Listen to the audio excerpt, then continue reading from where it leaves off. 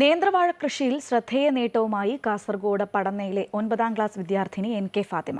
60 വയസ്സ് പിന്നിട്ട കർഷകർക്കൊപ്പം 14 വയസ്സുകാരിയായ കുട്ടി കർഷകയെ കൃഷിഭവൻ ആദരിച്ചു.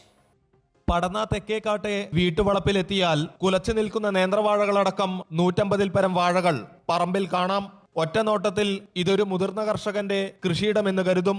എന്നാൽ 14 വയസ്സുകാരി NK ഫാത്തിമ കഴിഞ്ഞ 2 വർഷക്കാലമായി ഇവിടെ നേന്ത്രവാഴ കൃഷി ചെയ്തു വരികയാണ്.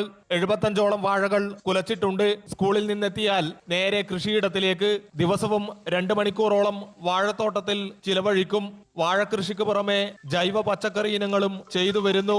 പടന്ന വൊക്കേഷണൽ ഹയർ സെക്കൻഡറി സ്കൂൾ വിദ്യാർത്ഥിനിയായ ഫാത്തിമയെ ഫലകവും പൊന്നാടയും നൽകി ഗ്രാമപഞ്ചായത്ത് ആദരിച്ചതോടെയാണ് 9ാം ക്ലാസ് വിദ്യാർത്ഥിനിയുടെ കൃഷികാര്യങ്ങൾ നാടിന്റെ ശ്രദ്ധ നേടിയത്. ഈ വർഷത്തെ മികച്ച കർഷക വിദ്യാർത്ഥി എന്ന നിലയിലാണ് അവാർഡ് ലഭിച്ചിട്ടുള്ളത്.